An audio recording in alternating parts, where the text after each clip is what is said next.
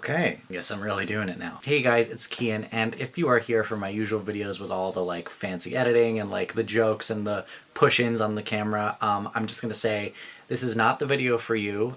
This is gonna be more of a serious, just sit down and talk video, and it might be even a bit of a more long one, so if that's not for you, please feel free to leave. But getting to the point of this video, today is my 25th birthday. Thank you to advance to anyone who wishes me happy birthday, I really appreciate it, but that's not what this video is about. In the past, around my birthday, I usually do a video that's like, oh, this many facts about me, and then I go down the list of all the facts based on how many years I've been alive. I realized that in all the years of making those videos where I share all these facts about me, I've really been skirting around this one specific fact that I've never shared. And it's something that has affected me pretty much my whole life. And I'm always telling myself, oh, I'll make a video about it one day. This video is not the right time. This video is not the right time.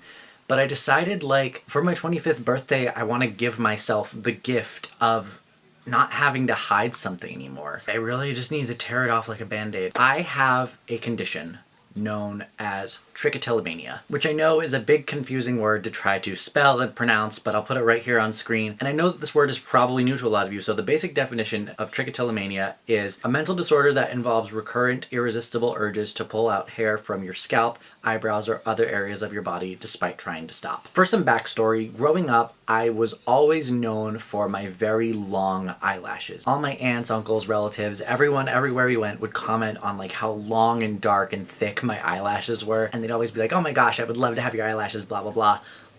But you know how when you're a kid and your parents tell you that you can make wishes on your eyelashes when they fall out? So like, oh, you find an eyelash on your face, you make a wish and you blow it away and you hope your wish comes true. My logic to that was kind of that, oh, if I can make wishes on eyelashes, I'll just pull them out and make wishes on them. My parents tried to, you know, discourage me from doing that by telling me, oh, the wish doesn't count if you have to pull it out of your face. But by that time, it was already kind of too late. Even though they told me that the wish didn't count, I had discovered that I liked the feeling when I would pull the hairs out. So from a very young age, I think I couldn't have been any more than maybe 8 years old when this started, maybe younger, but I would just fiddle with my eyelashes and rip them out of my face, and it would get to the point where I would have ripped so many out that my top row of lashes, because I don't touch the bottom row, I only do the top row, would be almost completely bald. And this of course made my parents upset, especially my dad. They would always say like, people would kill to have your eyelashes, like why do you rip them out like that? So many people would love them, they're gorgeous. And I would pull and I would pull and I would pull, and it started out as just the eyelashes, but once I had plucked the eyelashes pretty much completely bald and had nothing else to pull, I moved on to my eyebrows, actually.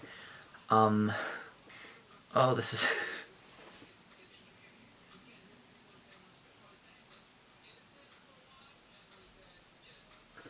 I'm sorry, this is getting, like, kind of hard to talk about. But, you know, I would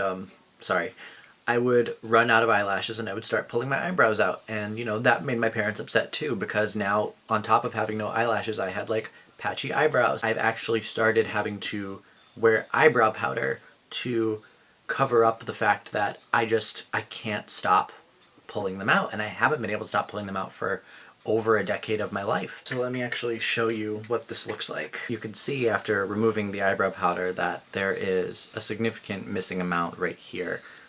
And some right here. This is after a pretty bad pulling episode recently, but it has grown back a little bit since then. It was definitely worse about a week ago. Now there are a couple of different ways that people experience trichotillomania. There's the one that's more focused, where they're aware that they're pulling it out and they do it as like a way of relieving stress or tension, and the feeling to pull the hair is just so overwhelming that they have to do it to satisfy the urge. Some people, like myself, experience a more automatic version of trichotillomania. This is where you compulsively pull the hair out without even really noticing that you're doing it. Because I've been doing it for so long, and because it's become like such an addictive habit, it really comes to me as naturally as breathing at this point. I'll be doing it while I'm watching TV or working at my desk or just sitting in bed doing nothing, and I don't even notice that I'm doing it until like it's too late. Other people like my parents or my friends or my siblings or my boyfriend have all had to like point it out to me and stop me from doing it because I don't even notice. I've noticed in my adulthood that the need to do it and the need to pull the hair has ramped up when I'm in a stressful situation or I'm in distress of some kind. You know, when I was going through everything with my ex and having to move back home, I had pretty much plucked my eyebrows completely bald. And you know, in the past, it has made some social situations a little bit difficult. I would wear hats, I would style my hair a certain way, but sometimes I would just avoid a social situation altogether. Maybe I didn't consciously know that my hair pulling was the reason why, but in hindsight, I'm realizing that it was probably part of it. I felt gross and ashamed of myself. I consider it to be a nervous habit, a stress habit, but also just something that I unconsciously do to pass the time. And the people in my life who know about this have asked me, you know, like, why can't you just stop doing it? Why don't you just do something else with your hands to keep them busy? And this is my answer to that question. Say you had a really like intense itch somewhere on your body. It's so excruciating and you really, really need to scratch it and satisfy the feeling so it goes away. But then someone tells you, no, you're not actually allowed to scratch it. The feeling of being told that you can't scratch it or feeling like you can't scratch that itch drives me insane. And the feeling when I finally get it out and I scratch that itch, it almost feels like a drug high, which is a really intense thing to say, I understand, but that is the only way I can possibly describe the feeling. I know some of you are probably wondering, Kian, why are you opening up about this? This is something that you could have never shared and nobody would have ever known. And you know, that's a very accurate statement. But I have kept quiet about this for so long. For a long time, I felt shame about it. Like I felt like, you know, why can't I control this? Why can't I stop? Why does this feel so good to me? But then I turned to the internet and did some research, and I found information online about this condition, and I found people on YouTube who also talk about dealing with trich. And I didn't even know that trichotillomania, or trich for short, was even a word. And once I found a word that I felt like I could identify with, I felt less alone. So I figure if I found comfort in finding one person's video on YouTube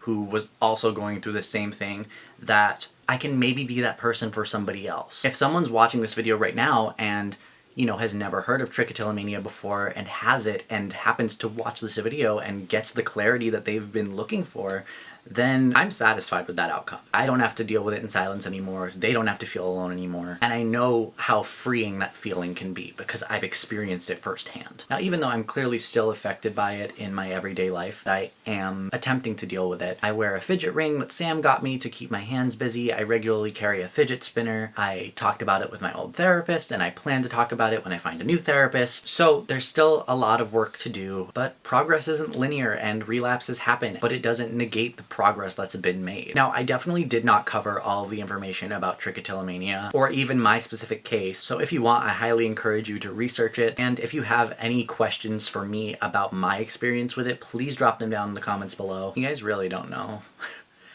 how good it feels to finally have just said this. So I appreciate you guys listening if you've listened for this long. Thank you guys so much for watching, and I promise next time I will be back with a much more fun, lighthearted video. I'll see you next time. Bye!